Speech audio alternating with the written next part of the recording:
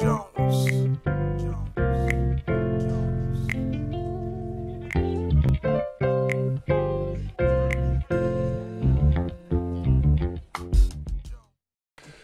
Bonjour à tous, c'est une joie pour moi de vous retrouver dans une nouvelle capsule, Sa parole et moi. Nous continuons notre série sur les principes du royaume de Dieu. Ce sont des principes de vie qui est important d'intégrer dans notre marche au quotidien. Aujourd'hui, je vous invite à lire avec moi Matthieu chapitre 13. On continue, parce qu'on trouve ces paraboles qui parlent du royaume de Dieu précisément dans Matthieu chapitre 13. Il y en a principalement 7 que j'ai identifiées, du moins que je voudrais aborder avec vous au niveau de la cinquième. Et je l'ai intitulé La puissance de ce qui est invisible. Dans le royaume de Dieu, il y a des choses qui sont invisibles, mais qui sont extrêmement puissants. Et parce qu'ils sont invisibles, on pourrait passer à côté. On pourrait être frappé uniquement par ce qui est visible, alors que Dieu nous invite à considérer avec beaucoup de respect ce qui est également invisible. Matthieu chapitre 13, verset 33 plutôt. Il est écrit, il leur dit cette autre parabole. Le royaume des cieux ressemble à du levain qu'une femme a pris et mis dans 3 mesures de farine pour faire lever toute la pâte. Amen. Ça nous parle de la fameuse parabole du levain. Un peu de levain fait lever toute la pâte, nous disait Jésus lorsqu'il s'adressait à ses disciples. Le levain, c'est ce qu'on pourrait associer au plus communément aujourd'hui à de la levure. Moi qui, de temps en temps, m'amuse à faire de pâtisserie, mais à l'échelle très limitée, ça m'arrive d'utiliser la levure. Et la particularité de la levure, ou si vous voulez, du levain, c'est qu'une fois qu'il est mélangé dans la pâte, dans de la farine, on ne peut plus l'en dissocier. On ne peut plus l'identifier, on ne peut plus le reconnaître. Je défie quiconque de prendre une pâte où on a inséré de la levure et qui a levé et d'extraire de nouveau la levure à l'intérieur. C'est extrêmement compliqué. Je ne sais pas si c'est même possible. Et donc, lorsque le levain, si vous voulez, il est seul, il n'a pas une influence quelconque sur la farine. Mais lorsqu'il est assimilé à la farine, il devient invisible dans la farine. On ne voit plus la levure, on ne touche plus la levure, peut-être on la sent. Mais elle a par contre un effet qui est remarquable, elle a une influence significative sur la pâte. On ne peut plus l'en dissocier, on ne peut pas la sentir, on peut la sentir, mais on ne peut pas la séparer, mais on voit son effet. On ne la voit pas, mais on voit sa présence. Manger un pain, un gâteau sans levure, eh bien vous allez reconnaître l'impact et l'importance de la levure.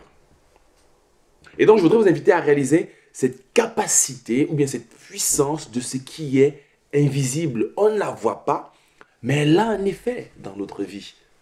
Et dans le royaume de Dieu, il y a beaucoup de choses qu'on ne voit pas, qu'on ne touche pas, qu'on ne sent pas, qu'on ne maîtrise pas, qui seules sont identifiables, mais lorsqu'elles sont associées, on ne peut pas voir.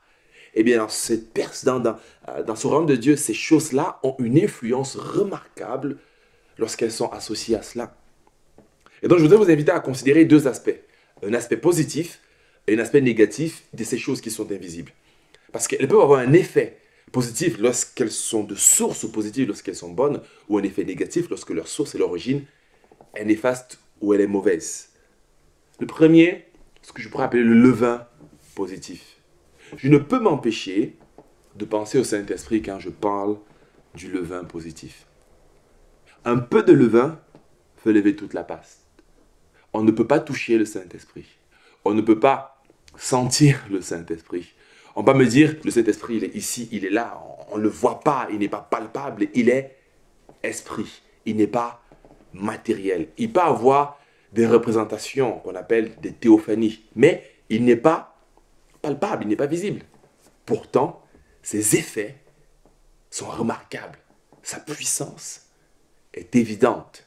Son impact est réel, comme du levain. Il vient lever toute la pâte et fait toute la différence.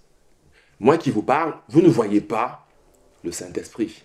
Je ne vois pas, moi non plus, le Saint-Esprit. Mais dans ma vie, il opère quelque chose d'invisible, de surnaturel et qui est puissant. Premièrement, pour m'amener à rencontrer Christ et me faire naître de nouveau lorsque j'étais loin de lui. Il crée une nouvelle naissance. Il nous sanctifie. Il nous met en mouvement. Il crée en nous le vouloir et le faire. Il met en nous des passions, des désirs. Il n'agit pas uniquement de manière spectaculaire, mais il est présent. On voit ses effets. 1 Corinthiens 12 nous parle des manifestations, des effets du Saint-Esprit. Tout comme on peut voir les effets du levain sur une pâte. De la même manière, on voit les effets du Saint-Esprit dans la vie de quelqu'un. Mais en soi-même, on ne le touche pas, on ne le sent pas. Et le royaume de Dieu est marqué par cette réalité que ce qui est invisible peut être extrêmement puissant. Ce n'est pas parce que vous ne sentez pas, vous ne touchez pas, vous ne voyez pas, ce n'est pas spectaculaire, que Dieu n'est pas à l'œuvre. Et donc je voudrais vous inviter à considérer avec beaucoup de sérieux les douces influences du Saint-Esprit. Les convictions qu'il installe en vous, les visions qu'il met dans vos cœurs, les pensées qu'il vous communique, les chuchotements, les convictions, les doctrines qu'il établit, qu'il construit tout au long de votre vie. Ces éléments-là sont extrêmement puissants sans pour autant être visibles. Et c'est important de considérer cela, le levain du Saint-Esprit. Toute personne qui accomplit des choses grandes a forcément un levain à l'intérieur de lui. Alors, n'aspirez pas uniquement à ce qui est spectaculaire, il faut l'aspirer à cela, mais pas uniquement. Ne méprisez pas ce qui est invisible, parce qu'il est extrêmement puissant pour nos vies et pour notre épanouissement. Ça, c'est le levain positif. Mais il y a également du levain qui peut être négatif.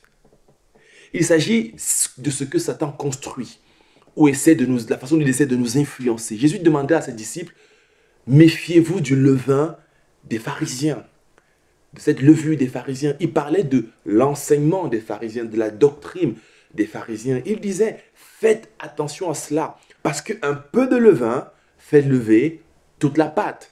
Si vous vous laissez influencer par ces enseignements, alors vous allez complètement être transformé sans vous en rendre compte. Ne méprisez pas leur influence, même si elle semble anodine et insignifiante, car leur effet sera remarquable. Il parlait des enseignements. Et l'apôtre Paul, dans l'Épître aux Corinthiens, met en évidence une vérité fondamentale en ce qui concerne le combat spirituel. Il dit, nous ne luttons pas contre la chair et le sang, contre les autorités, les principautés, ceux qui sont dans les lieux célestes. Ça, c'est dans Éphésiens.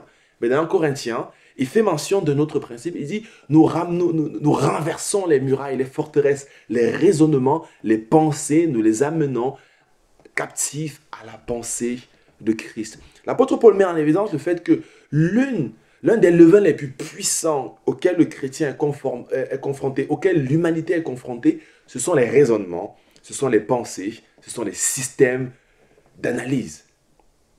Il dit ces choses-là peuvent venir nous influencer. Ce sont des véritables forteresses, ce sont des levains. Ce n'est pas une force physique, ce n'est pas un ennemi qui vient vous mettre en prison, mais de manière progressive, il prend votre façon de penser et vous amène très loin de Dieu. C'est là pas très longtemps, je discutais avec un jeune qui me disait, j'ai peur de me donner davantage à Dieu. J'ai peur de m'engager plus avec Dieu. Je dis, mais pourquoi as-tu peur de t'engager? Il dit, j'ai l'impression que la vie chrétienne, elle est ennuyante. Elle n'est pas assez cool. J'ai l'impression que je peux m'amuser. Je me suis dit, ça c'est un des levains de l'ennemi. De nous amener à croire que, en tant que chrétien, on ne peut pas être épanoui, on ne peut pas faire la fête, on peut avoir des amis qui partagent notre foi, avec qui on est épanoui. Et ça, c'est un autre levain. Et donc, l'une des choses que Satan fait, c'est qu'il souffle et insuffle au sein de l'humanité des systèmes de pensée, des systèmes de raisonnement qui nous tiennent captifs et qui nous empêchent d'être réellement épanouis. C'est la raison pour laquelle faites attention au levain auquel vous vous exposez. Parce que pour vous, c'est rien, mais demain, ça va vous transformer. Faites attention à ce que vous laissez entrer dans votre cœur et grandir dans votre cœur. Ça va grandir comme de la haine, comme de la colère, comme de l'hypocrisie, comme de la comme de la jalousie. Et toutes ces choses-là qui sont à l'intérieur de nous vont changer notre vie.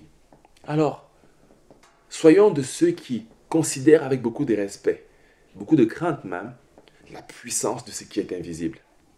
Parce que ce qui est invisible peut transformer notre vie et faire en sorte que toute la patte que nous sommes lève, mais ne va pas dans le sens qu'on veut. Mais au contraire, comme le disait Paul dans Romains 12, laissons-nous continuellement transformer par le renouvellement de notre intelligence, afin d'accomplir ce que Dieu veut pour chacun d'entre nous. Que Dieu vous bénisse et à très bientôt pour un nouvel épisode de Sa parole et moi.